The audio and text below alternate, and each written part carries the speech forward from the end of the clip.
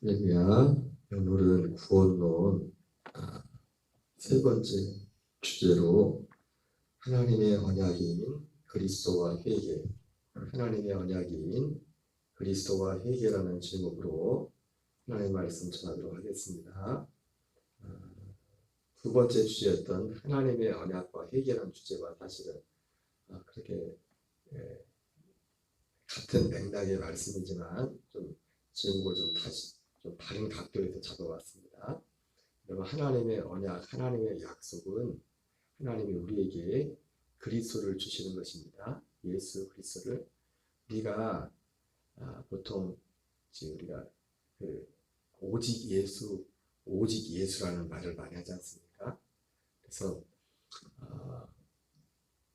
오직 예수, 오직 예수라는 말을 할 때와 이 그리스도, 그러나 예수님이 이 땅에 하나님이 예수님이 사람으로 이 땅에 오셨지만, 그러나 오직 예수라는 그 말은, 그 말 속에는 마태복음 1장 21절에 나오는 것처럼 아들을 나으리 이름을 위해서라라.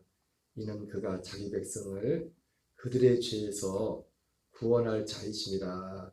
이렇게 말씀하셨는데, 바로 우리의 어떤 죄의 부분, 어떤 죄의 속량의 부분에 관한 부분인데, 특별히 이제 하나님의 약속은 우리에게 그리스도를 주시는 겁니다. 물론 따서 베드로가 고백했던 것처럼 갈라디아에서 아니 마태복음 그 16장에 빌립보 가이사랴 지역에 갔을 때 너희는 나를 누구라고 하느냐 이렇게 물었을 때 주는 그리스도시요 살아계신 하나님의 아들이십니다. 이렇게 고백을 했지 않습니까? 그 자체로서 육체로 오신 예수님 자체로서 사도 베드로가 고백했던 것처럼 맞아요. 그분은 그리스도시요 살아계신 하나님의 아들이 맞습니다. 그러나 결과적으로 하나님이 우리에게 주시고자 하는 그 약속은 뭐냐면, 그래서 제가 자꾸 예수가 그리스도 되심이 복음이라는 말을 쓰는 게 뭐냐면은, 그분 자체로서 베드로가 고백했던, 베드로가 그 앞에서 보면서 예수님은, 주님은 그리스도시며 살아계신 하나님의 아들이십니다라고 고백을 했지만은 맞는 말이에요. 그러나 그 육체로 오신 그 예수님은 우리를 구원하지 못합니다. 자체로. 그 육체로 오신 예수님 자체로서 우리를 구원하지 못한다. 그리고 십자가를 통해서도 뭐냐면 하나님이 그러니까 결국 하나님의 언약인 그리스도가 하나님의 언약인 그리스도, 하나님의 약속은 그리스도라고 말하는 건 뭐냐면 결과적으로 하나님이 우리에게 약속하신 하나님의 아들은, 그 아들은 우리에게 생명을 주시는 그 일을 한다는 것을 그래서 초점을 맞춘 거예요. 그래서 이 그리스도는 어떤 그리스도입니까? 그때 베드로가 고백했던 그 그리스도가 맞지만, 그러나 이 그리스도는 어떤 그리스도예요? 그 모든 과정을 거쳐서, 그래서 사람으로 오셔서 죽으심과 부활과 승천의 과정을 거쳐서 모든 과정을 거쳐서 결과적으로 우리 안에 오시는 그리스도, 그 그리스도를 말하는 겁니다. 그리스도라고 할 때는 결국 하나님의 약속은 뭡니까? 하나님의 약속은 우리 안에 아들을 주시는 거예요. 우리 안에. 그래서 골로새서 1장에 나오는 것처럼 이 비밀은 너희 안에 계신 그리스도니 곧 영광의 소망이라. 이렇게 말씀하고 있습니다. 그래서 복음은 뒤에도 이제 보면 나오지만 우리가 잘 아는, 여러분 로마서 9장 9절 말씀에 약속의 말씀은 이것이니 명년이 때에 내가 내게 이르리니 내 아내 사라에게 아들이 있을 것이라. 여러분, 하나님의 약속은 원래부터 뭐였죠?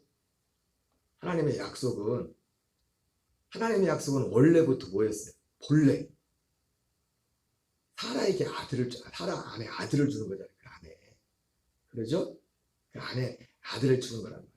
로마서 9장 9절은 창세기 18장 10절의 말씀을 그대로 이제는 인용을 한 건데 약속의 말씀은 이것이니 이 약속의 말씀은 원래 뭐냐면 그 아내에게 사라를 주는 거라 그 아내 사라에게 아들을 주는 거라고요.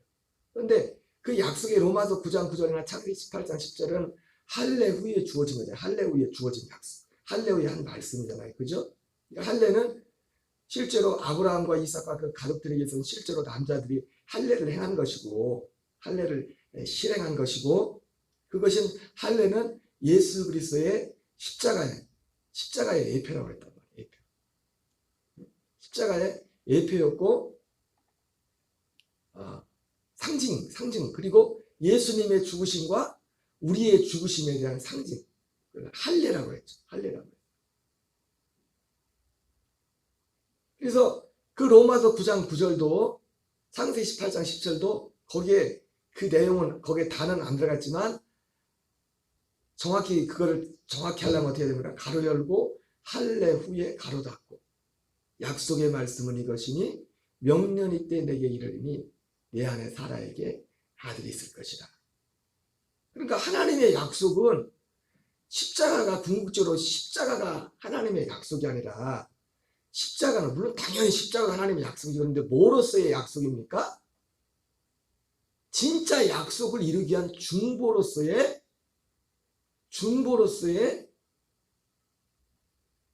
약속이란 말이에요. 어떤 과정에 있어서. 그래서 예수님도 요한복음 6장 63절에 인자가 원래 있던 곳으로 올라가는 것을 보면 너희가 어떻게 하겠느냐 그렇게 말씀하면서 살리는 것은 영이니 육은 무익하니라 예수님 말씀하셨어요. 그 말씀을 그냥 살리는 것은 영이니 육은 무익하다 이 말만 딱 떼놓고 보면은 그게 단지 그래 우리 육신대로 내 마음대로 살면 안 돼. 어떤 뭐 금욕주의적으로 영적으로 우리가 말하는 소위 말하는 영적으로 그렇게 살아야 돼. 뭐 그렇게 해석될 수 있습니다. 그런데 거기서 살리는 것은 영이니 유익은 무익하다고 할 때 우리에게도 사실 그렇지만 우리에게도 사실 해당되는 말씀일 수 있지만 그러나 그 살리는 것은 영이니 육은 무익하다고 할 때 거기서 정말 중요한 건 뭐냐면 예수님 자신에 대해서 한 말씀이란 말이에요. 살리는 것은 영은 무익하다는 그 말을 그 한 문장만 딱 떼놓고 말씀하면은 그 의미가 굉장히 퇴색될 수가 있어요. 뭔지 분명히. 그런데 바로 그 뒤에 나온 구절이 인자가 내가 사람의 아들, 예수님은 하나님의 아들이었지만 사람의 아들로 왔잖아요. 그래서 자꾸 인자라는 말을 성경에 인자라는 말을 자꾸 쓰는 겁니다. 인자.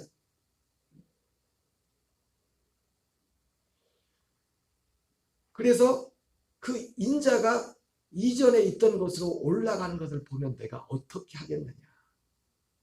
그 말씀이 중요한 거예요.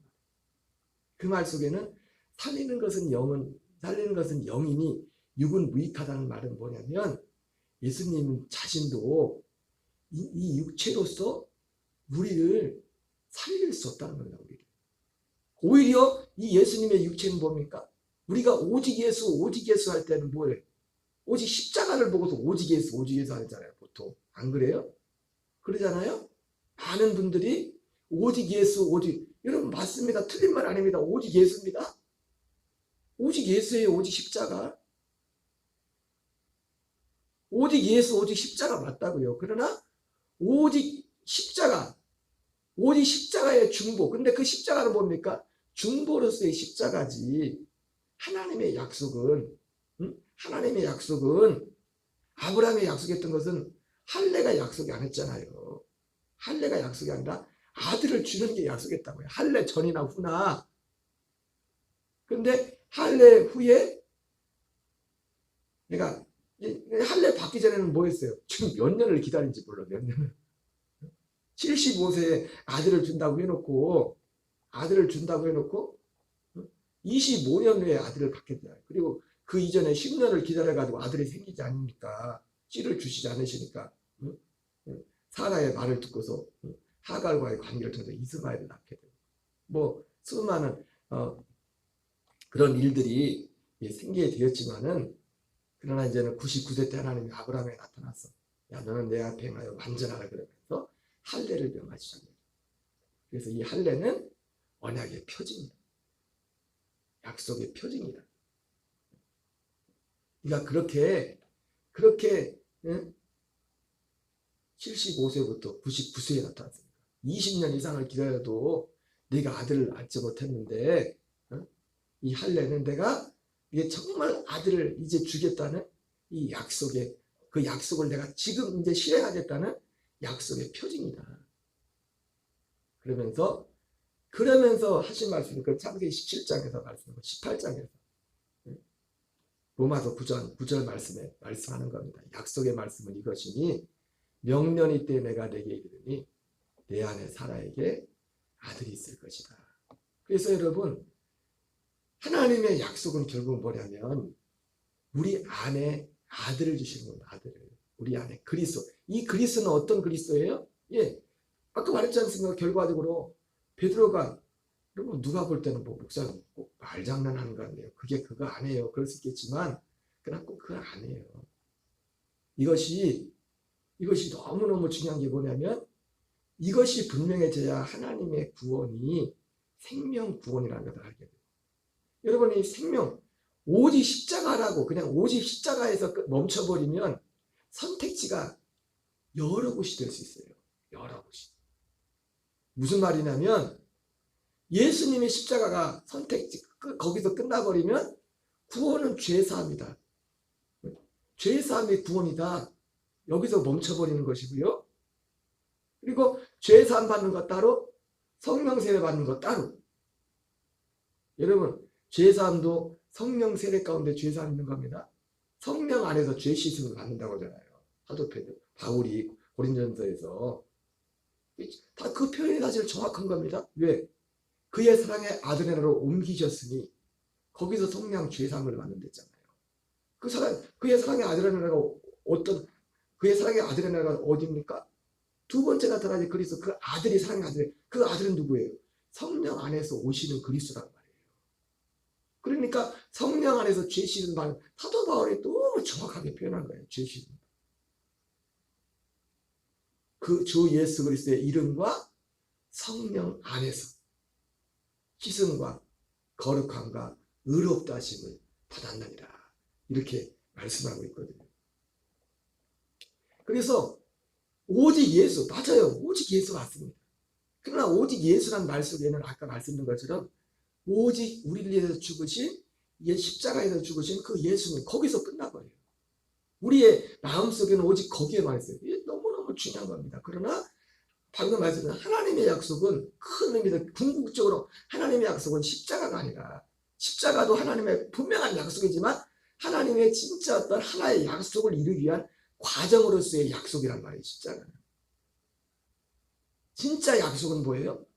우리 안에 방금 지금 우리 아브라함의 약속했던 그 약속을 통해 우리가 봤잖아요. 진짜 약속은 아브라함의 약속한 것은 사라 안에 아들을 주는 거예요. 진짜 약속은 우리 안에 아들 그리스도를 주는 거예요.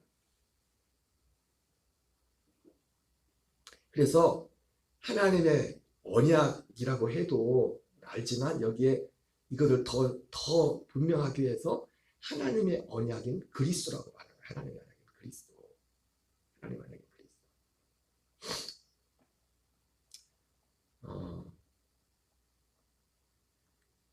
이 해석이 참 사실 어려운 해석인데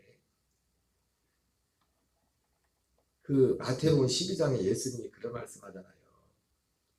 그 바리새인들이 와가지고 예수님이 막 병자들을 고치고 막 기적을 행하니까 귀신을 내쫓으니까 예수님한테 뭐라고 합니까? 당신이 이렇게 귀신을 내쫓는 것은 귀신의 왕 바알세불을 힘입어서 귀신을 내쫓는 거라. 그랬더니 예수님이 이러저러한 말씀을 하시죠. 야, 어떻게 귀신이 귀신을 내쫓냐? 그 지들끼리 싸우냐? 그러면 그렇게 자기들끼리 싸우면 그 나라가 서겠느냐? 그러면서 여러 말씀 중에 예수님이 그런 말씀 하십니다. 바리새인들한테. 내가 진짜 말하는데 인자를 거역하는 자는 사심을 할 때 성령을 해방하는 자는 오고 오는 세대에 사심을 받지 못할 것이다. 이렇게 예수님이 말씀하세요. 그래서 성령 해방에 대해서 우리가 성령 해방죄가 얼마나 큰지에 대해서 말씀을 목사님들도 많이 하지 않습니까? 근데 문제는 뭐냐면 이 성령 해방죄가 뭔지가 너무 불분명해. 그리고 실제로 그래서 보통 성령 해방죄를 주로 어디에 적용하느냐? 어떤 목사님들이 은사를 행하거나 실제로 예수님이 그때 이제 귀신을 내쫓은 거니까 은사를 행하거나 이런 것들을 부정할 때 저 성령 해방죄다.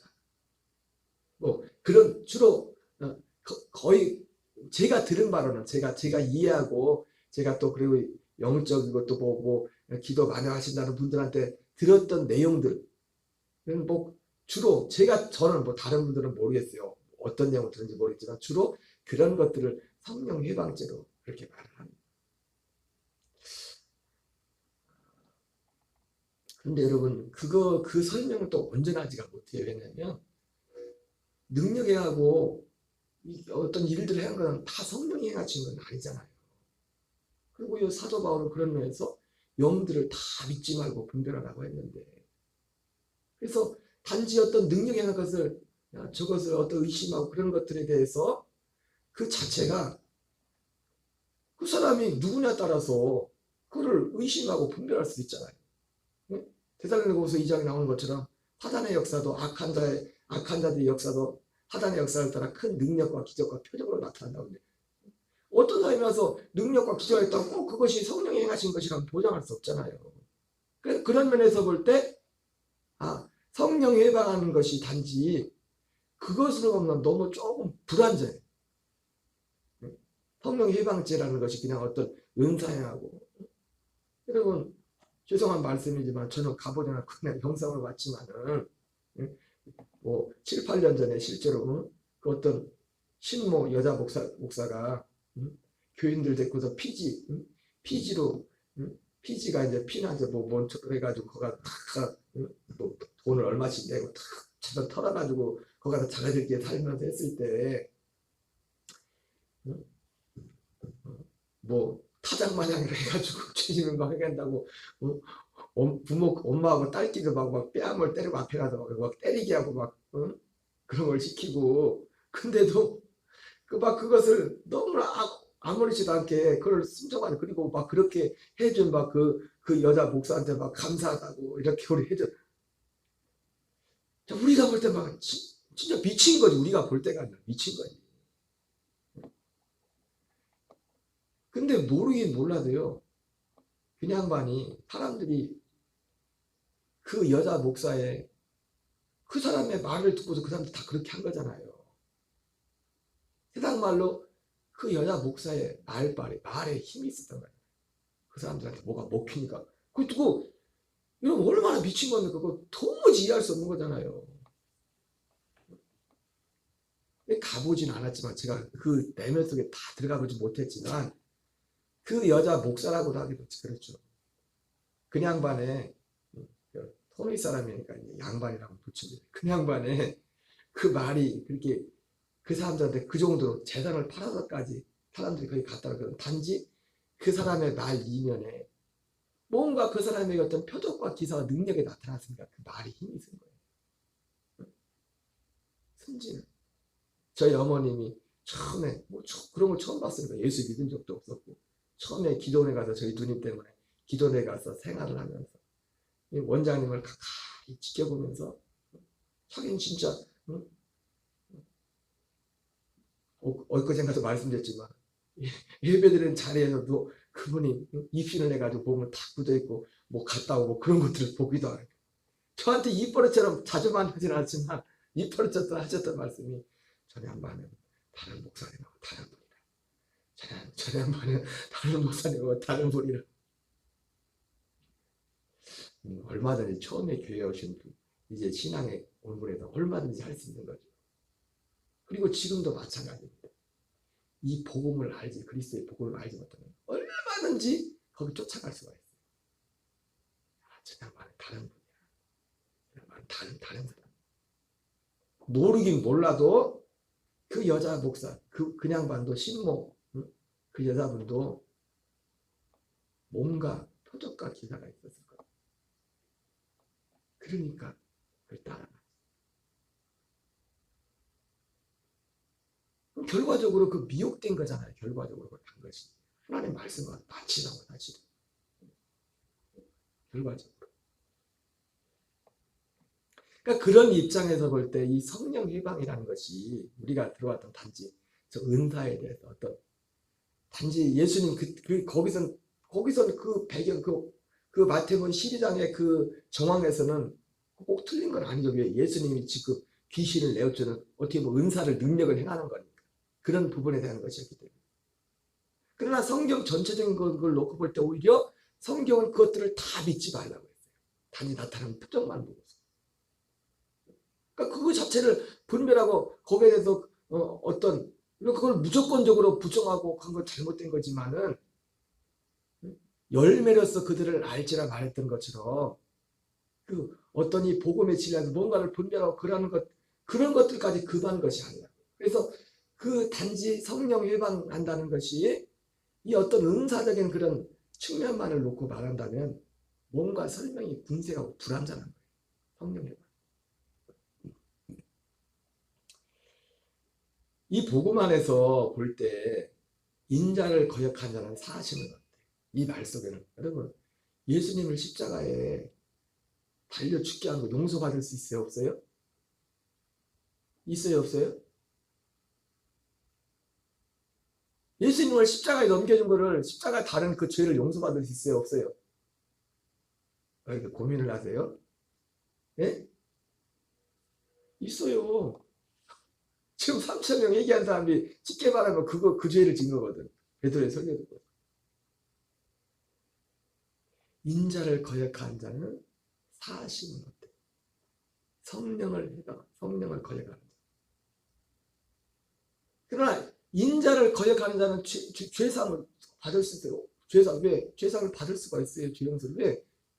오히려 우리가 예수님이 사심을 받을 수 있어요. 그거는 심지어 가룟 유다조차도 회개했으면 죄 용서 받아요. 지 의로 자기 의로 목을 매달아 죽은 거지. 그러나 성령을 해방하는 자, 성령을 거역하는 자는 사심을 받지 못한다. 왜요? 성령님이 약속으로 오시는 약속 안에 있는 그리스도. 아니 하나님이 구원이 그건데 그 사실은 어떻게 보면 그 자체가 그것이 그러니까 성령님이 행하시는 제가 자주 말씀드렸지만은 구약 시대에도 성령님은 역사하셨다고요. 성령님의 역사가 있었다고. 신약에 갑자기 성령님이 생긴 게 아니잖아요. 창세 전부터 성부 성자 성령 삼위 하나님이 함께 계셨었고 구약에도 성령님의 역사가 있었지만은 그리고 여러분 세례 요한은 구약을 살았어요? 신약을 살았어요? 구약을 살았어요? 신약을 살았어요? 왜 모르는 것처럼 말씀하세요? 세례 요한은 구약을 살다 죽었다고요. 그래서 세례 요한을 뭐라고요? 율법과 선자는 세례 요한의 때까지. 예수님도 어느 시대를 살았어요? 예수님도 구약 시대를 살다 가셨어요. 구약을 마치신 거라고 십자가에서. 그런데 세례 요한도 모태에서부터 성령이 충만했다고. 예수님도 성령 충만하셨고 오순절 이전에도 성령님은 역사하셨다. 그러나 오순절에 오시는 성령은 그리고 성령님은 우리 안에 오시는 성령님. 그 성령님은 우리에게 어떤 은사적인 것, 당연히 은사는 이전에 있던 거 다 포함이 된 거예요. 여러분 스마트폰에 갈수록 스마트폰이 막 좋아지지 않습니까? 스마트폰이 막 계속 업그레이드 된다는 건 뭐냐면 이전에 없던 게 없어지는 게 아니잖아요. 그러면 기본적으로 다 있다. 더 업그레이드가 되는 거죠. 기능들이. 성령님이 오순절에 오셔서 하시는 가장 결정적인 뭐냐면 우리 안에 아들 그리스도를 주시는 거예요. 아들의 생명을 준 거예요. 그래서 히브리서 6장에서 그 약속에 대해 말씀하면서 한 번 빛을 벗고 이 진리를 받아들였다는 거예요. 타락한 자는 다시 용서받을 수 없다고요. 심지어 예수님을 다시 한번 십자가에 현저히 못 박는 거예요.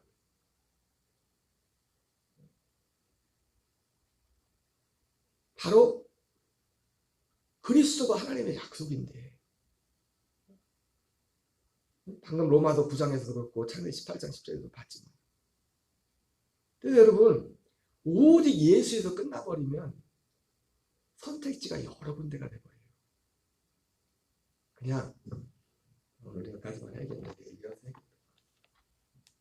여러분들이 왜 예수가 그리스도가 되시는 복음이라고 하는지 이 부분들, 그리고 결과적으로 이것이 명확해야 주님의 구원은 생명 구원이거든요. 그리고 생명 구원이고 자라나는 구원이거든요. 이 그리스도의 복음은 그리고 반드시 애자와 이것을 분별과 이제 옛사람을 죽이는 이거에 대해 이건 필수적인 거예요. 그러나 오직 예수라고 하면 선택지가 가발했죠. 가장 기본적인 첫 관문이 내 자아의 죽음, 옛사람의 죽음에 대한 그 부분을 별로 그렇게 중요하게 생각하면 중요하게 않게 생각할 수 있는 가능성이 높아요. 오직 예수라고. 여기까지만 하겠어요.